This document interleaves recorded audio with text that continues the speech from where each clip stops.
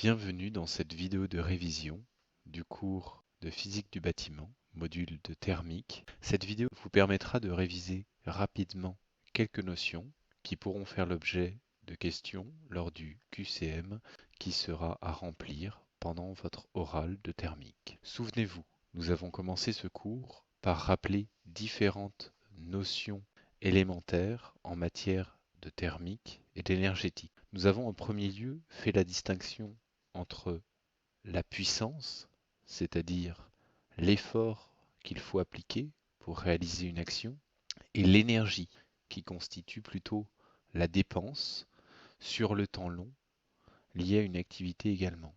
La puissance est exprimée en watts ou en kilowatts.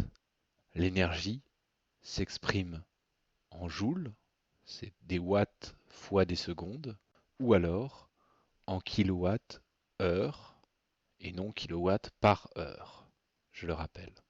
Nous avons vu les notions d'énergie primaire, d'énergie finale, de rendement énergétique. Souvenez-vous que l'énergie primaire, par exemple, se définit comme l'énergie qui est directement prélevée à la planète.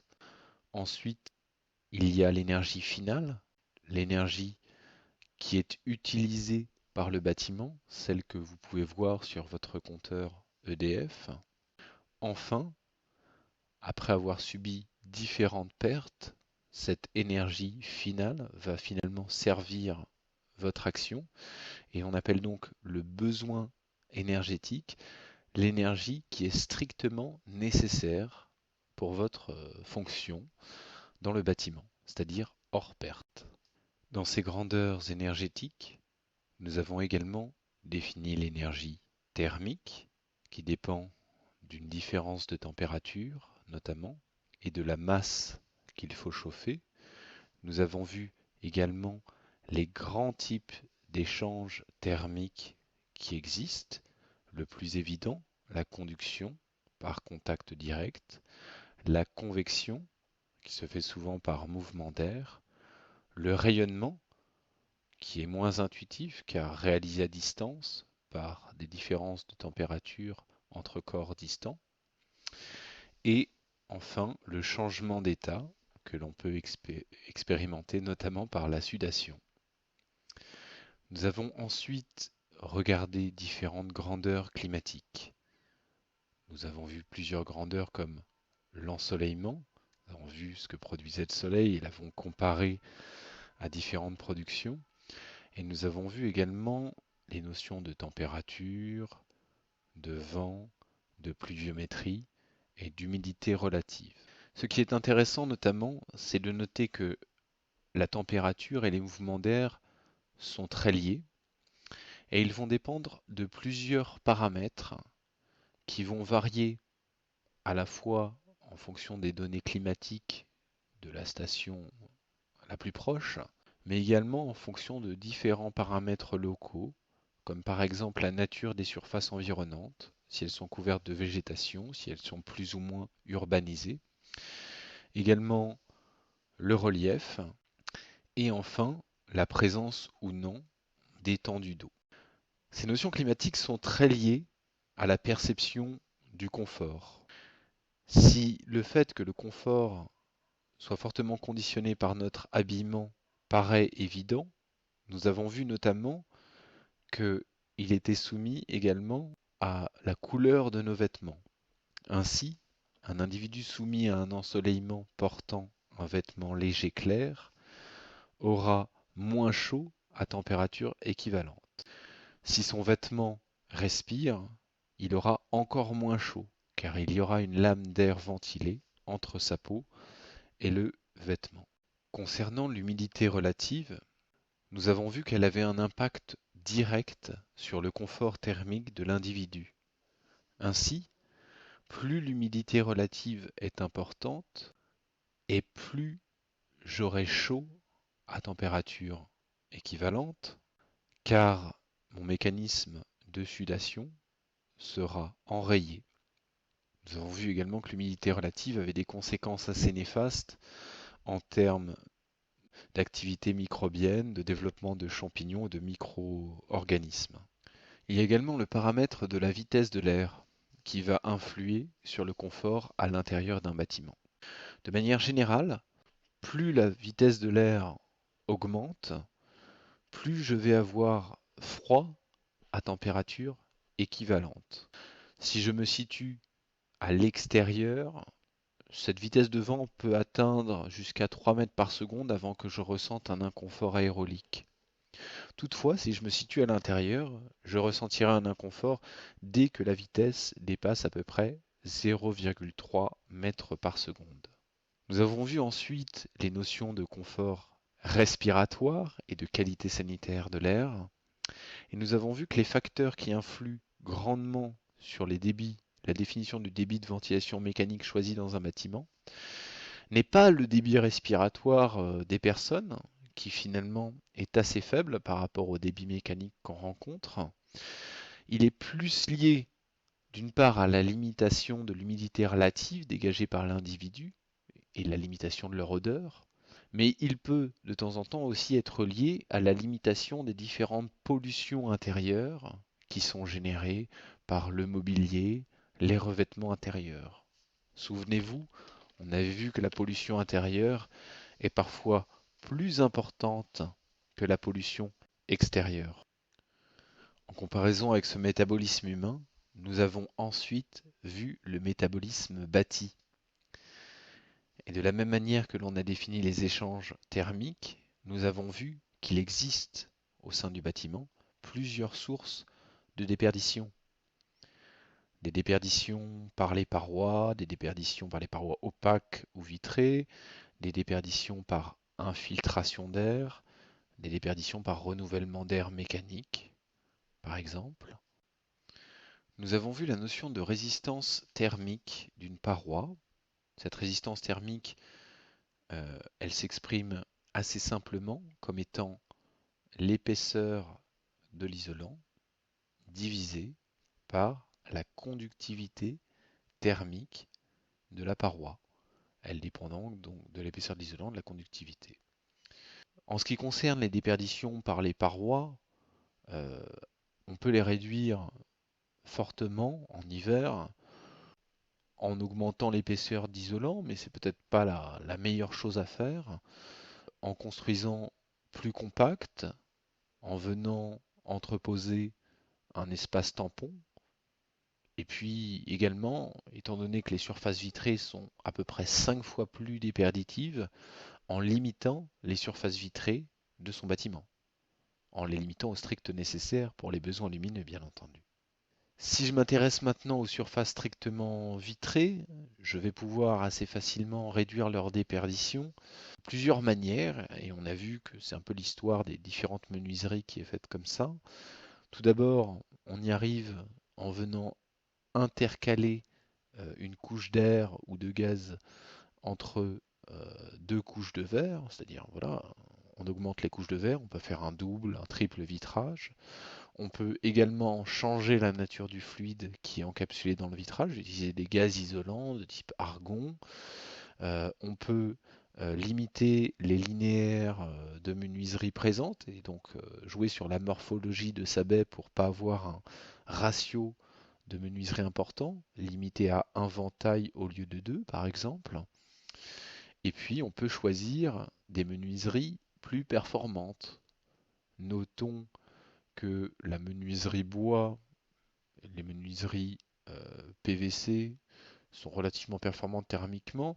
Pour les menuiseries aluminium, étant donné que c'est un matériau très conducteur, pensez à prévoir des rupteurs de pont thermique. Au-delà des parois, une autre source de déperdition du bâti sont les ponts thermiques.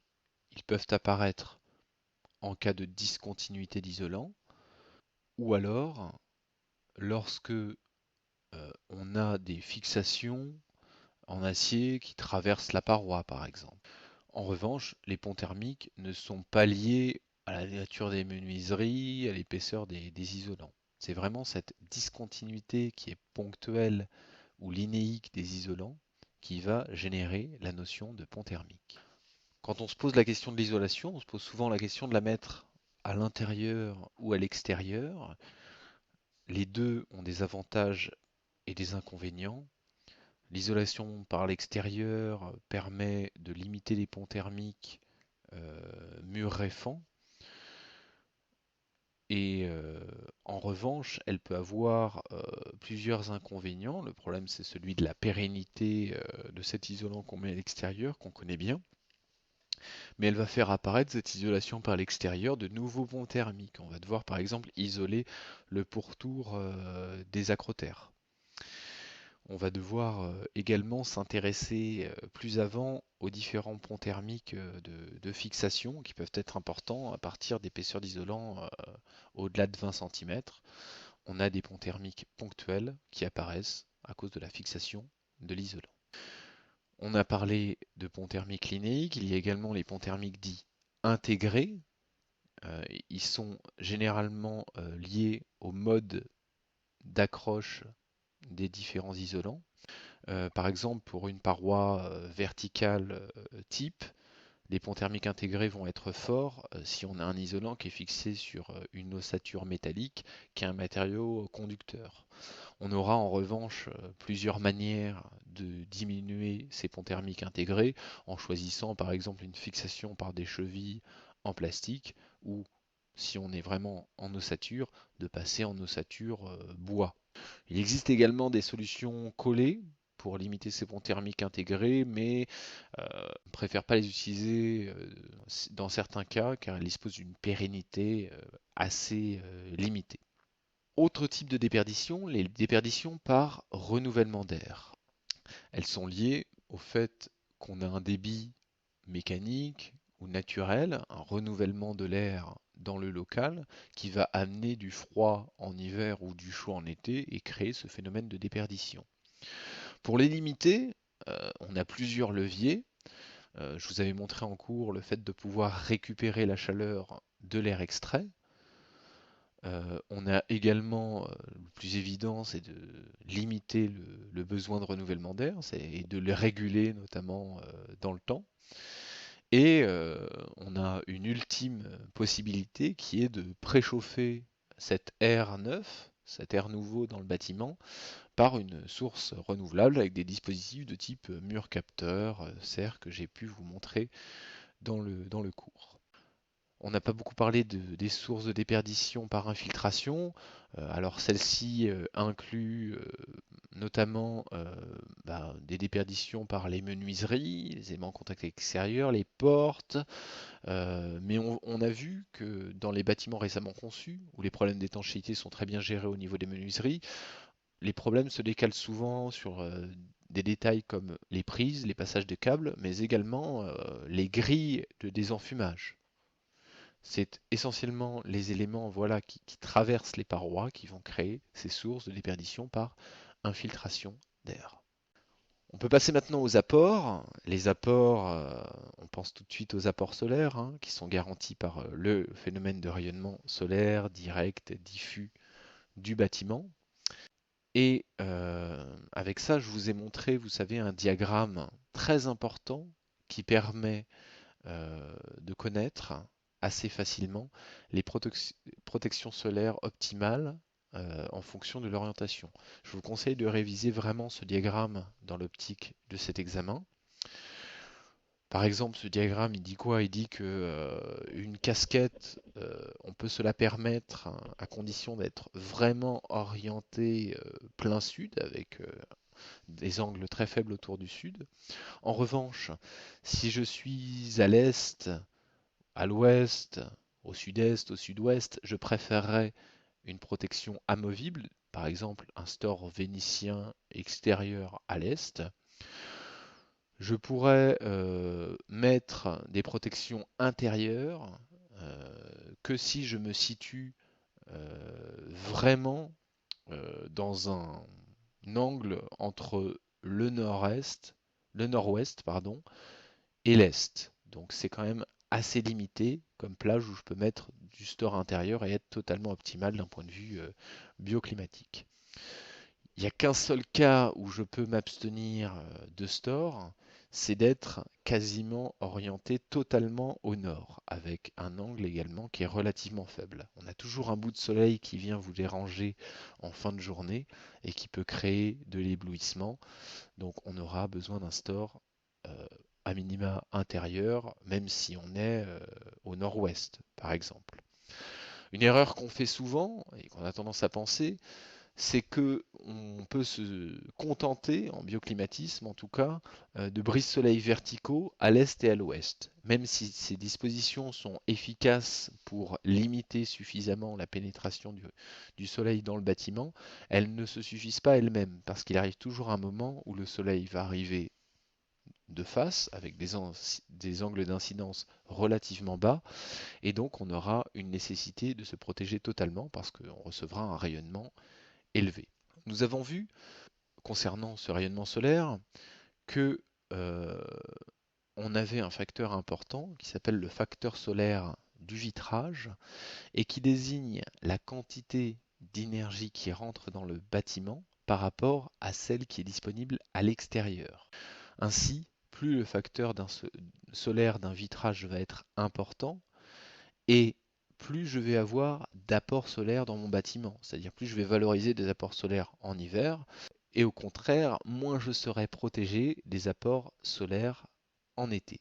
On a vu que lorsque la protection solaire n'est pas totalement optimale, comme dans le cas précédent, j'avais une possibilité d'adaptation par le vitrage. On a vu qu'il existait grosso modo deux grands types de vitrages, des vitrages clairs et des vitrages sélectifs, voire à contrôle solaire. Le vitrage à contrôle solaire, il est caractérisé par le fait qu'il a un facteur solaire relativement bas et qu'il a une transmission lumineuse du coup qui est également dégradée. En revanche, un double vitrage à contrôle solaire, il ne faut pas confondre ça avec un vitrage respirant avec une protection solaire intégrée, hein. C'est pas exactement la même chose. Il y a également les vitrages clairs, hein, qui sont caractérisés par un facteur solaire assez élevé, donc qui sont bien pour valoriser les apports solaires, et qui ont également le bon goût d'avoir une transmission lumineuse élevée. Nous avons vu les apports solaires, il y a également les apports internes.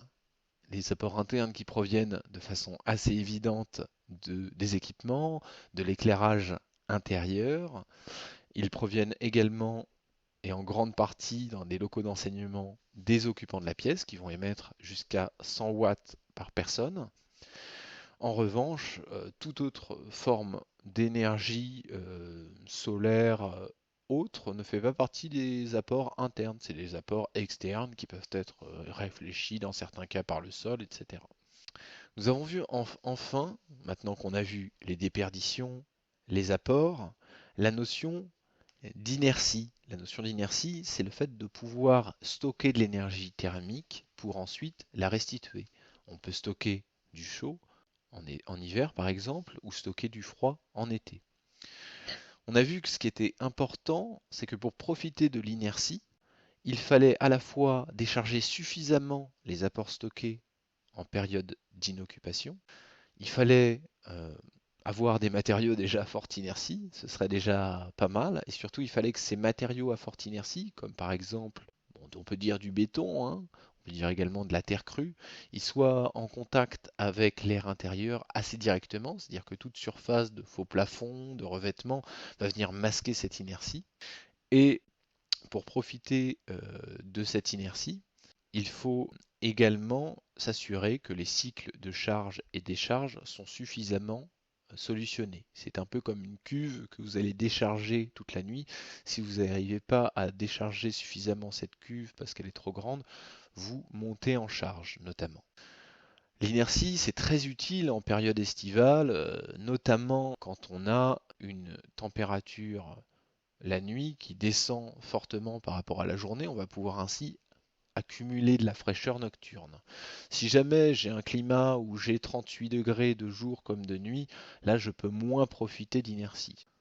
Nous avons vu ensuite, une fois qu'on a vu les apports, les déperditions, les dispositifs de stockage, quelle était la stratégie architecturale à mettre en place pour limiter les consommations énergétiques. On a vu notamment la notion de compacité d'un projet architectural, dont vous pourrez réviser la définition dans le cadre de l'examen, je vous le conseille. On a vu que plus cette compacité est importante, moins il y a de surface déperditive en contact avec l'extérieur. Et donc, en hiver, moins les déperditions sont importantes. En revanche, très souvent, cette compacité, elle va réduire l'accès à la lumière naturelle et l'autonomie lumineuse va être moins importante. On a vu également différents dispositifs architecturaux qui permettent d'économiser potentiellement de l'énergie. Il y a notamment le cas du mur trombe, que je vous conseille de réviser dans le cadre de l'examen, qui permet de chauffer passivement une pièce en hiver, et il permet également de restituer une partie des apports non seulement la journée, de façon directe, mais également la nuit, par déphasage. On a également vu qu'un paramètre de conception bioclimatique était le positionnement des locaux. De manière générale, on privilégie les locaux avec de forts apports internes plutôt au nord, donc plutôt les bureaux par exemple, on les mettra au nord, et les espaces avec de faibles apports internes, on aura tendance à les orienter voilà, au sud, sud-est, sud-ouest, de manière à pouvoir les chauffer passivement. On peut également, pour économiser de l'énergie, générer des espaces tampons, c'est-à-dire des espaces qui sont isolés mais non chauffés et qui constituent en ce sens un moyen de réduire les déperditions, puisque les surfaces en contact avec cet espace tampon se retrouvent avec un climat un peu plus tempéré que l'extérieur. Il permet également, pour les occupants, cet espace tampon, s'il est situé sur le cheminement de l'entrée, de réaliser une transition agréable entre l'intérieur et l'extérieur, assez appréciable par les occupants. Voilà, quelques rappels un petit peu sur différentes stratégies. Je vous conseille également de regarder la double peau vitrée, ce qu'elle peut apporter. On avait vu qu'il y avait plusieurs typologies de double peau qui existent, qui réalisent plusieurs fonctions. C'est un dispositif qui est très usité, notamment pour avoir un aspect architectural assez vitré qui peut réaliser plusieurs fonctions pour préchauffer l'air, mais également évacuer les apports en été. Alors on a vu que contrairement à l'organisme humain, au métabolisme climatique, là, les règles du jeu en matière de performance énergétique d'un bâtiment, c'est nous qui les fixons par le biais de la réglementation thermique. Et on a vu que la réglementation thermique 2012, notamment, elle était caractérisée par deux indicateurs. Alors on a tout d'abord le besoin bioclimatique, ce qu'on appelle le BBio. C'est un indicateur en fait de besoin, hein, ça c'est important. Je vous ai rappelé tout à l'heure la notion de besoin énergétique, et donc exprime le besoin pour les différents postes en lien direct avec l'architecture, à savoir le chauffage, le refroidissement et l'éclairage. Ne sont pas encore comptés dedans le poste de ventilation. Et après, on a le coefficient de consommation en énergie primaire, le CEP, qui est un indicateur de la réglementation thermique. Il quantifie la consommation en énergie primaire sur les postes énergétiques suivants, donc chauffage, climatisation, eau chaude sanitaire, éclairage, ventilation et auxiliaire. Tous les postes qui ne sont pas liés spécifiquement à la conception bâtie, tels par exemple les prises de courant, la bureautique, la cuisine, ne sont pas encore concernés par la réglementation thermique. Dans le cadre de la stratégie thermique d'un projet, on peut réaliser plusieurs études.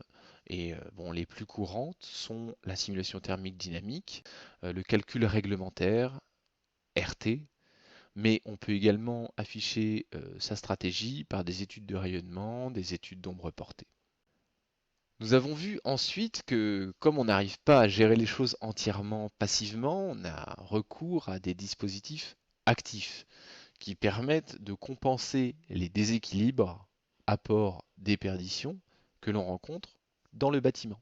Et on avait vu, c'est assez important, qu'il y avait trois étapes pour ces systèmes qui desservent thermiquement le bâtiment.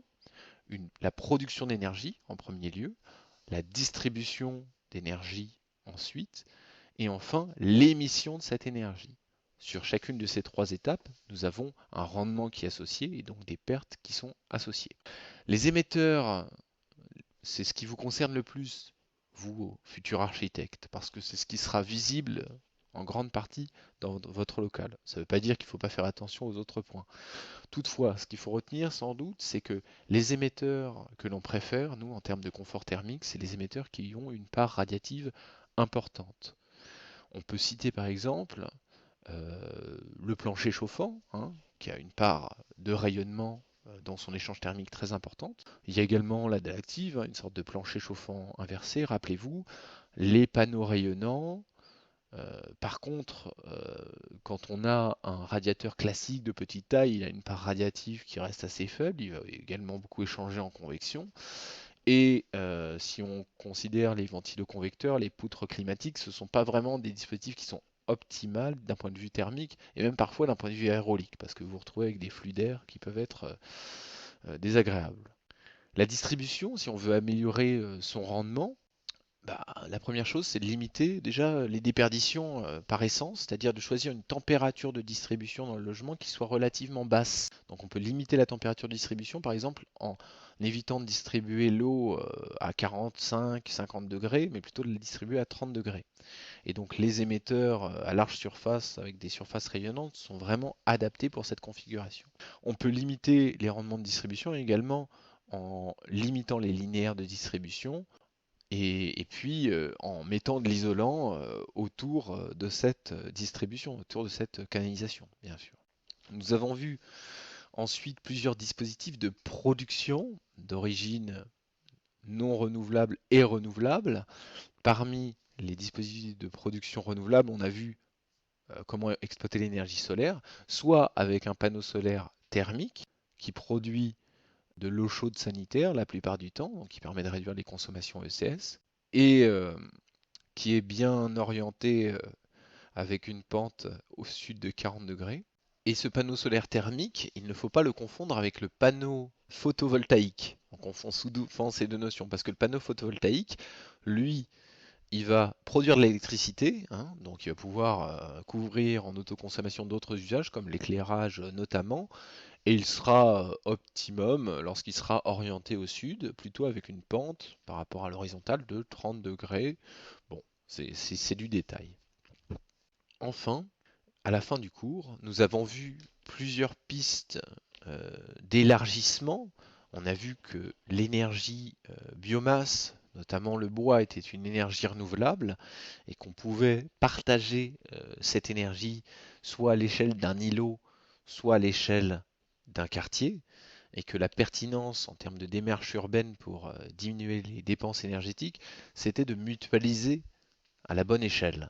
On a vu également dans le cadre de ce cours d'élargissement que de plus en plus, l'énergie qui est consommée pendant l'exploitation du bâtiment, elle n'occupe pas la seule place de nos préoccupations en termes de réduction énergétique.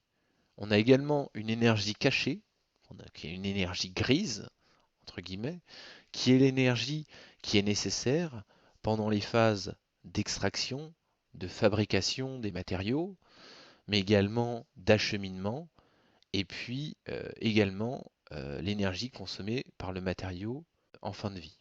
On a vu qu'il n'y avait pas que l'énergie grise, il y a aussi des émissions de gaz à effet de serre qui sont gris, dans le sens où ils sont intégrés au processus de fabrication du matériau, et que cet impact environnemental global de l'ouvrage, il peut atteindre jusqu'à 40-45% sur les nouveaux projets qui sont livrés.